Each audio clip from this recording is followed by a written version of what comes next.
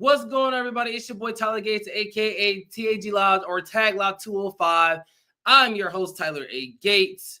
We are here on Tag Lock 205 on Millions. I want to say thank you guys so much for joining the stream, joining the live, as we are on air right now, as we always are, to talk about nothing else but sports. And I have the rundown for you today. We're going to talk about the NHL, how the season's going so far. We are also going to talk about that World Series and what's going on with that. We are also going to talk about different things that are going on in football, my midseason awards, and I'm getting into who is WWE's mystery guy. So let's get this going. Let's get this going right now. If you have not already, subscribe, like, comment, and follow me on every channel that you have. It will be greatly appreciated as I'm trying to get the follower count up. We are on the road to 5K right now on YouTube. I also have my Instagram where I was at 10K, but I'm gradually getting back to that 10K road. Also, Taglock 205. It should be at the bottom of your screen right now. And let's get this going, y'all. So the first thing that I want to talk about is the NFL Midseason Awards. Now, I want to get into this simply because when you are discussing midseason, we're talking about trade deadline. That's midseason. So just think about it like that. If you're not a fan of football, the trading deadline is around October, November. The end of October and start of November. The trade deadline is this week. It's this week coming up. So a lot of entry. You know I'm going to be on top of everything when it comes to trades. Spot speculation will be up and running this afternoon. I do have an episode coming out for that, giving my trade deadline predictions or even some rumors that are going out, throwing some trades out there just to see. We're going to play GMO. It's going to be fun. It's going to be fun. But back to this. Obviously, I have my awards out, and I'm going to read them to you. I have my MVP, either Drake May or Baker Mayfield. And it hurts me to say, right, because I'm a Falcons fan. Guys know that. As much as it pains for me to say that Tampa Bay is actually a good team, they are. Emeka Egbuka, who is my offensive rookie of the year currently so far. Those two have been incompatible. We're talking about, I mean, like the two are compatible. What I mean, when we're talking about a quarterback wide receiver duo in the NFL, who do you think of first? You think of probably Patrick Mahomes and Tyreek Hill, but Tyreek Hill's not on the Chiefs anymore. Or you would have thought about Joe Montana and Jerry Rice back in the day. Or you would have thought about Tom Brady and Randy Moss. Or even Randall Cunningham and Randy Moss. Or Dante Culpepper and Randy Moss. Or you would have talked about Matt Ryan and Julio Jones. Or for a small sample size, Cam Newton and Steve Smith. Jalen Hurts and A.J. Brown currently. We know the wide receiver quarterback duos help a lot. Bo Nix and Cortland Sutton. Baker Mayfield and Mike Evans, Jameis Winston and Mike Evans. We can't forget about Chris Godwin. But when we're talking about the Tampa Bay Buccaneers, they have a case to go to the Super Bowl this year. They have a case. And Baker Mayfield is a large part in that reason. The stats, obviously we can go around the stats, but I'm taking Baker Mayfield over Drake May at this current moment. Drake May and the New England Patriots, they have to get a little bit more experience under their belt in order for me to put Drake May over Baker Mayfield in MVP conversations. We know Baker Mayfield is the definition of overcoming doubters, overcoming everything. He is the epitome of the word overcome. This man got traded, let alone released by the Cleveland Browns. Got traded to the Panthers, got cut by the Panthers, then went to the Rams, led one of the most intriguing comebacks we have seen within the past couple of years, then gets a big money contract of sorts from the Tampa Bay Buccaneers, and it's been smooth sailing since then. Obviously, the playoff losses have something to do with that to the Commanders last season, but once again, he's my MVP. He's my MVP. He steps up in crucial moments. Offensive Player of the Year, Jonathan Taylor or Bijan Robinson. It's tough. I'm going to pick Jonathan Taylor at this moment. I'm going to be a biased Falcons fan. But what I will say is that Bijan Robinson, once we get on track, and I'm not talking about it. I know what you want me to talk about. I'm not going to talk about the Dolphins game. We're not going to discuss that. But once the Falcons get back on track, which I feel like is going to be soon, we're going to make the playoffs this year. And that's guaranteed. 1. 2, Bijan Robinson is going to bring that agility and that energy of I am who I say I am. And Bijan Robinson doesn't talk that much. He lets his game do the talking, right? When we are discussing running backs in the NFL, Saquon Barkley, Jonathan Taylor, Bijan Robinson, Jahmyr Gibbs, all of these names come up, right? And they are all in the top 5. All of them. The 4 I just mentioned. They are 4 of the top 5. Ashton Genty, speaking of running backs, he is struggling. I thought he could possibly be offensive rookie of the year. Struggling with the Raiders because it's the Raiders, right? I could even name another rookie who I thought could possibly win offensive rookie of the year. I thought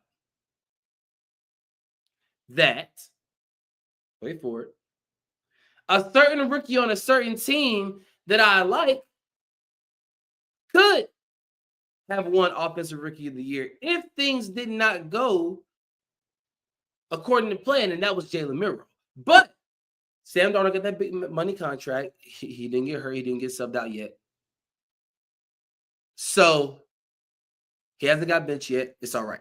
But between these two, Jonathan Taylor has that in the bag right now. I mean, we're talking about 12 rushing touchdowns and 850 rushing yards. I have it on my stat sheet right here looking at me. The kind of production that he has done is elite. When we're talking about great Colts running backs, we can name Joseph Adai, Edgerrin James, Marshall Faulk, Eric Dickerson. We can name all of these great Colts running backs, Colts players, and he is going to be in that lore if he's able to bring them to a Super Bowl, if he's able to get them to the playoffs and get them to the AFC title game. And I feel like Daniel Jones is going to win Comeback Player of the Year, who I have in Comeback Player of the Year.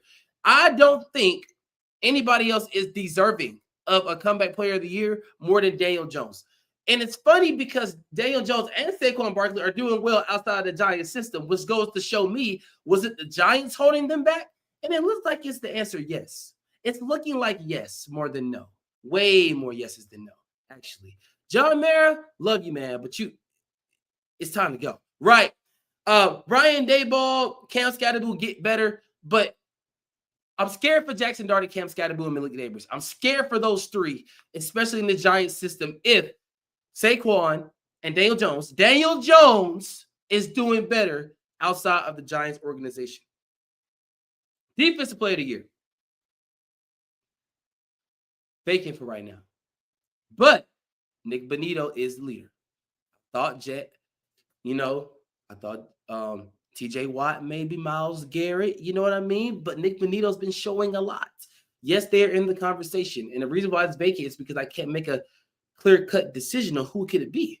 Because Nick Bonito, TJ Watt, Myles Garrett, they've all been making cases. So it's going to be vacant for right now. Jesse Bates, I need you to get in that conversation. Caden Ellis, too.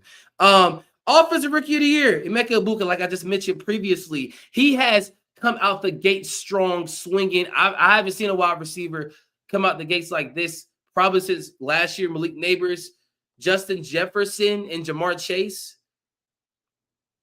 Those were the 2 that came out swinging. Malik Neighbors came out swinging last year as a rookie. So every probably 2 to 3 years is going to be a wide receiver that does that. Brian Thomas as well, but can't forget about him. The wide receiver class last year was great. 2020, wide receiver class was great. 2021, wide receiver class was elite. Jalen Waddle, right? Didn't get that much production in his rookie year, but look at him now. Jalen Waddle, who's also on the trade block, who we will be discussing in spot speculation as well, has had somewhat of a great career to start off his career. And I only feel like he's going to get better and faster, which is crazy. Now, Defensive Rookie of the Year, Jahad Campbell. When we're talking about this brother, he slid all the way to 31. How? I don't know. Beats me. I had Seattle picking him, honestly. But, Greg Zabel's been a great offensive lineman. But still, really, like, you let this guy slip to the one team that knows how to develop defensive players. Yes, Keely Ringo's struggling, but he's going to be a great, okay? It's just the Eagle way. It's the way of life in Philadelphia. If you play for the Eagles, you're more than likely going to be a good player. Plain and simple. Look what Reed Blankenship. Zach Bond. I'm just saying. They make dudes. Okay? Just saying. Which leads me to the coach of the year. Shane Steichen. Shane Steichen. Nothing more than to say about it. When you have the Irsay family on the sideline, basically with earpieces in their ear, watching you control the game, you have no choice but to win. That's why they've been winning. Look at the blueprint now. Look at the blueprint. Look at the blueprint. But the segue into my second topic, talking about dominance, talking about Jonathan Taylor, or talking about votes, MVP status, winning games, etc. Let's talk about the NHL season and how that's going so far. Now, you guys know, as most of you guys know, I am a huge Utah Mammoth fan. Okay? The rookie right now, Caleb Disnowers, is out for a couple more weeks, I think, and he's coming back. So, when he comes back, the Utah Mammoth are going to be that team. They're already winning without him. Not to say he's going to make an impact right away. I mean, he could, Macklin Celebrini. But James Hagan's even. I mean, James Hagan's doing fairly well. You know what I mean? They're rookies. We have to give them time to develop. That's one thing about NHL, that they put a lot of pressure on some of these rookies. Looking at Macklin Celebrini. I mean, he's the most recent rookie who was deemed the next star of the league, the next generational talent. And he's lived up to it so far. Now he's on a sucky team, but at the same time, they have to develop around him. They have to build the core around him. And that's what I want people to understand. The Utah Mammoth have rattled off a 7-game win streak. And to top it off, NHL Frenzy was last night. And I'm reading here on my notes. It was the most watched NHL night in the last 10 years. We lost last night to the Oilers, 6-3. Did I watch the game? You doggone right I did. And I got some things to say.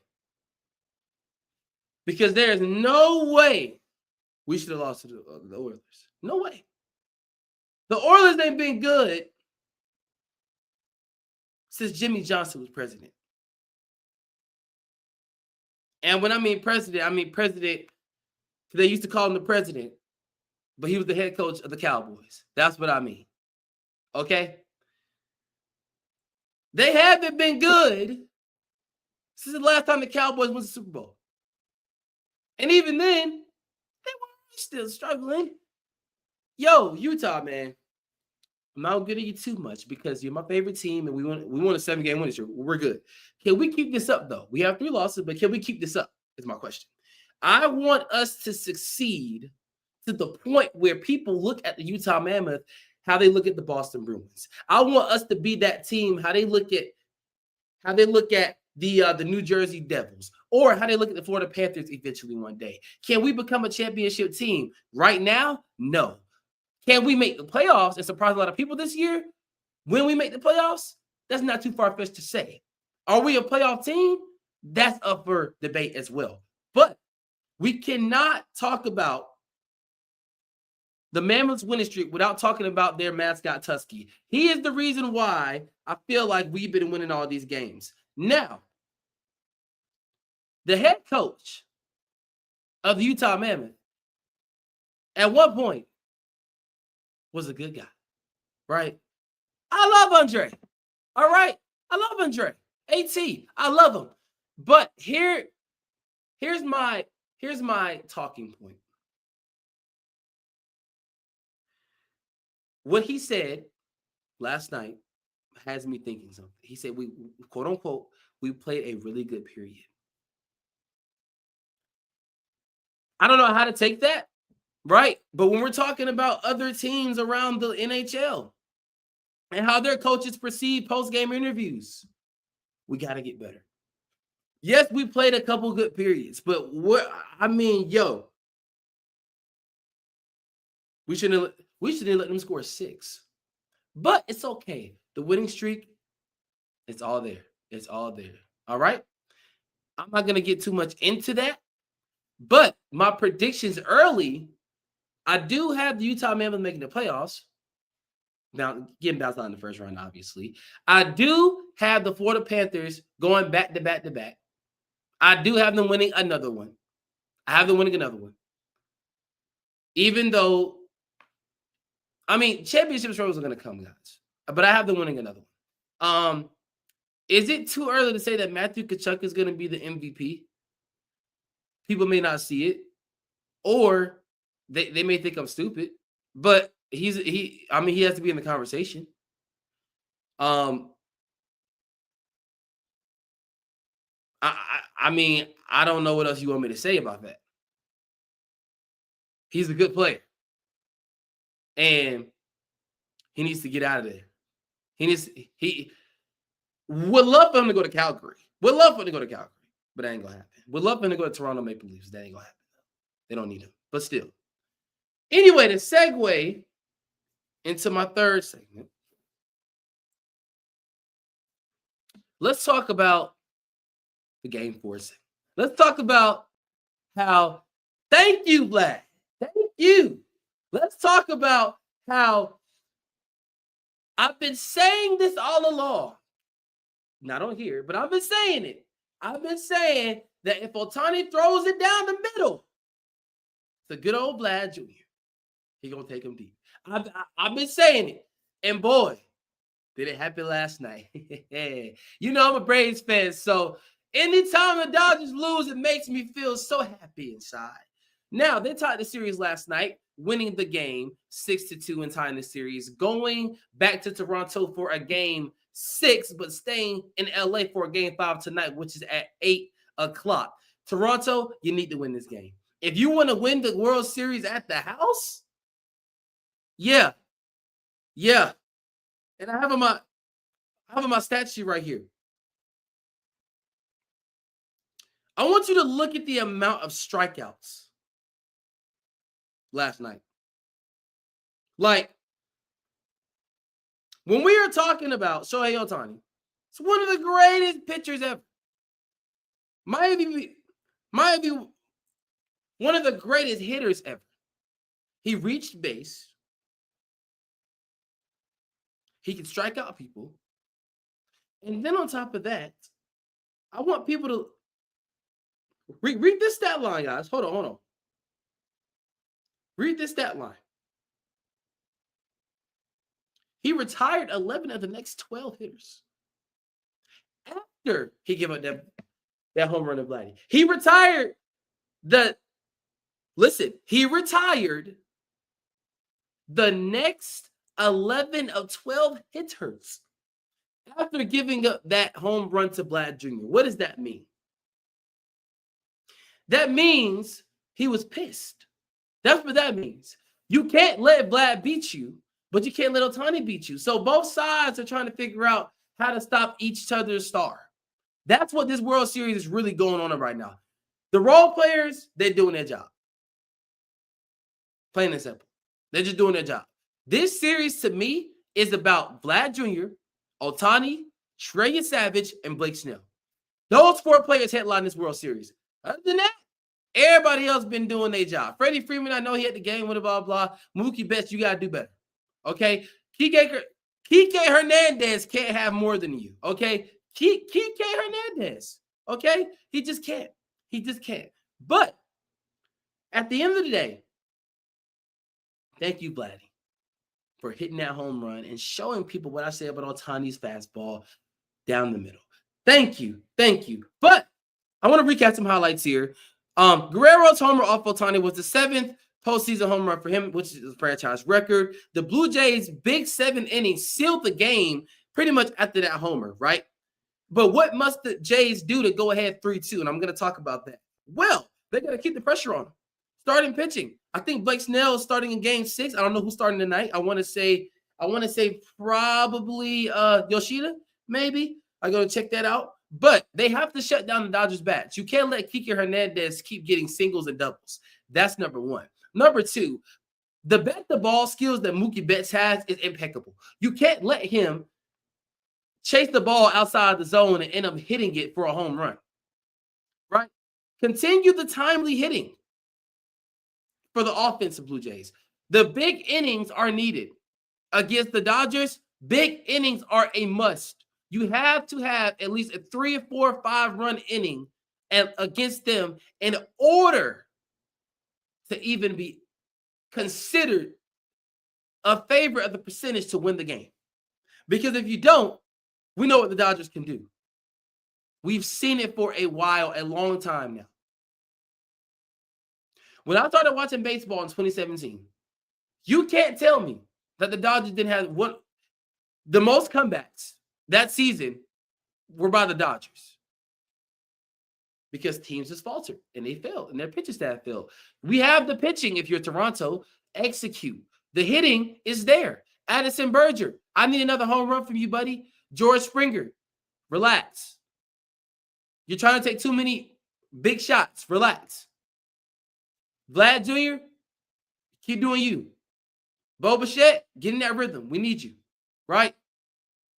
How can the Dodgers bounce back?